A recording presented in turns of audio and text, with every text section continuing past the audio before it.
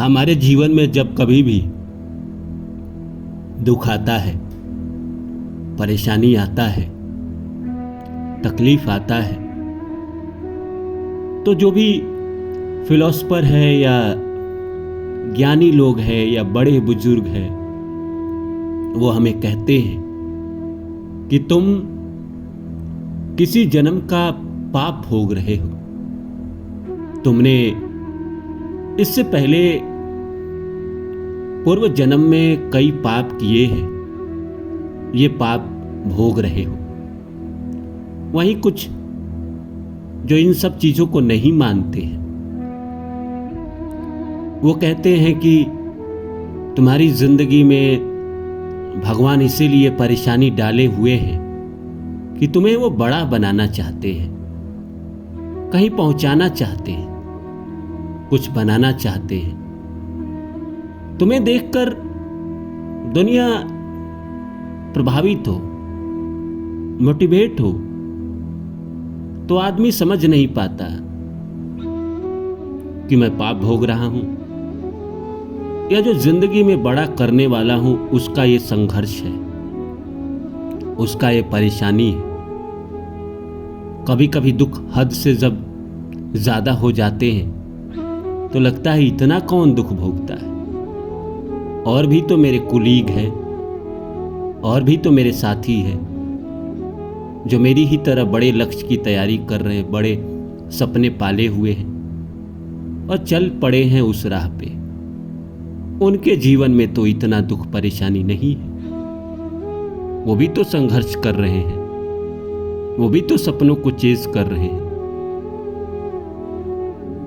तो लगता है कि शायद किसी जन्म का कोई पाप ही था जो मुझे इस जन्म में भोगना पड़ रहा है।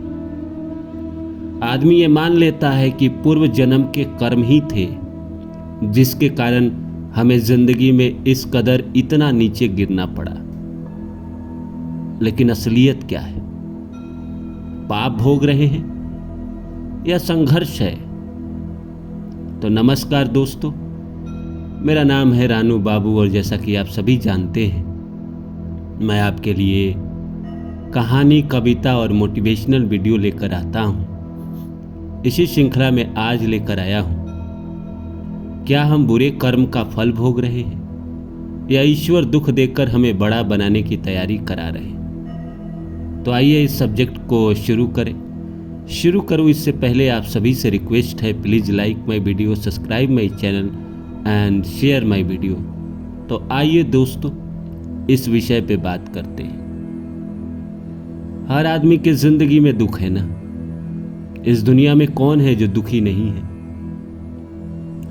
आपको लग रहा है कि टाटा, धीरू भाई अंबानी या मुकेश अंबानी या उसके बेटे या बिल गेट्स या एरॉन मास्क या मोदी जी या और भी जो कॉरपोरेट के लोग हैं या जो एलिट क्लास के लोग हैं, उनकी ज़िंदगी में तो दुख ही नहीं है।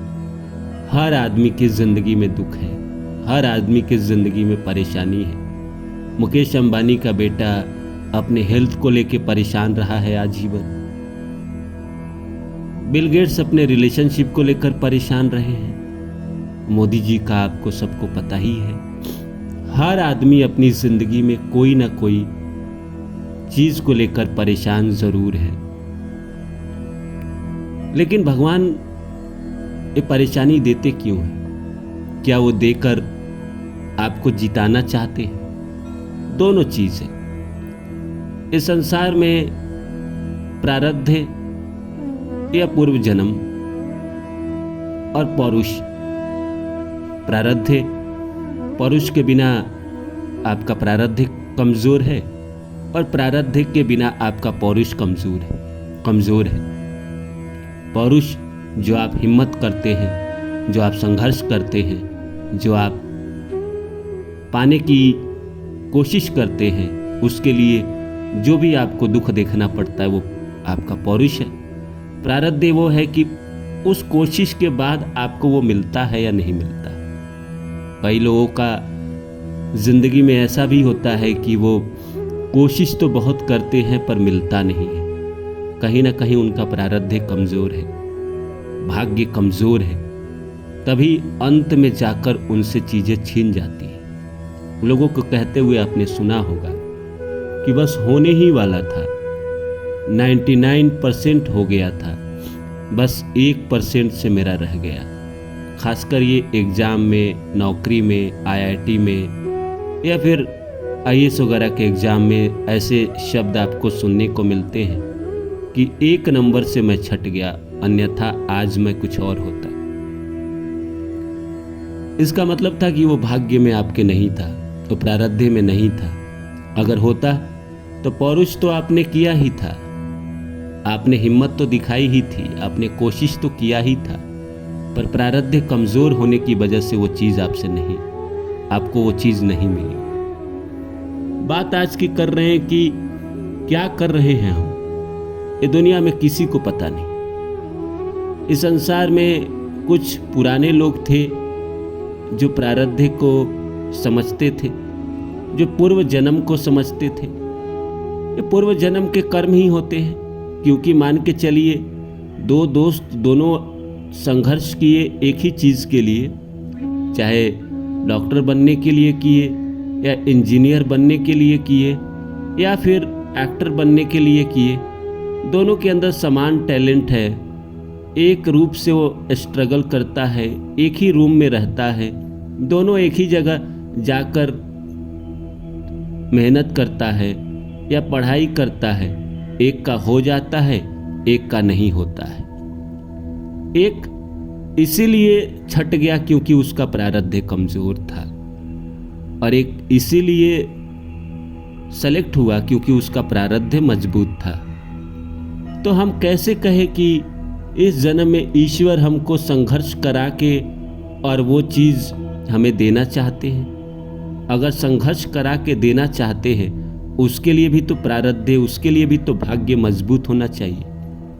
भाग्य मजबूत के बिना आप अंत में जाकर 99% पे जाके आप फेल हो जाएंगे। जिस इंसान के प्रारब्ध मजबूत नहीं होते हैं, भाग्य मजबूत नहीं होते हैं, वो सारी कोशिश कर लेता है लेकिन अंत में जाकर उसका नहीं होता है। या ज़िंदगी में जब वक्त बुरा चल रहा होता है तो होता क्या है कि आपकी सारी मेहनत करके आप एक जगह पहुंचते हैं और अंत पायदान पे पहुंचकर आपका नहीं होता है। तो कहीं ना कहीं ये तो मान के चलिए कि हम पिछले जन्म के बुरे कर्म जो है उसको ज़्यादा भोगते हैं। प्रारब्ध मजबूत होता तो संघर्ष के बाद सफलता मिल ही जाती है। किसी के लाइफ में डिले होते हैं, डिनाय नहीं होता है, और किसी के लाइफ में डिले प्लस डिनाय है। एक तो प्रकृति आपको फंसा के रखी और अंत में वो मिला भी नहीं। तो ये पूर्व जन्म के कर्म थे, जितने भोगने थे आपने भोगे, अंत में वो कर्मा आपके हाथों में आया नहीं तो आपने रास्ते बदल दिए। ज़्यादातर प्यार में ऐसा होता है कि आप किसी के पीछे जाते हो, बहुत कोशिश करते हो, 2-3 साल, 4 साल, 5 साल, और वो अंत में आपको नहीं मिलता है। उसकी शादी कहीं और हो जाती है, क्योंकि वो आपके प्रारब्ध में था नहीं, वो आपके किस्मत में था नहीं। अगर प्रकृति अगर आपको दुख देकर उसको दे देती, तब ना वो इस जीवन का संघर्ष करके आपको चीज़ें देने का वादा कर रहा है। वो आपके प्रारब्ध में नहीं था, इसीलिए इतना समय लगाने के बाद भी वो आपके किस्मत में नहीं आया। जो चीज़ किस्मत में नहीं होता है, ऐसे ही अंत में जाकर छट जाता है।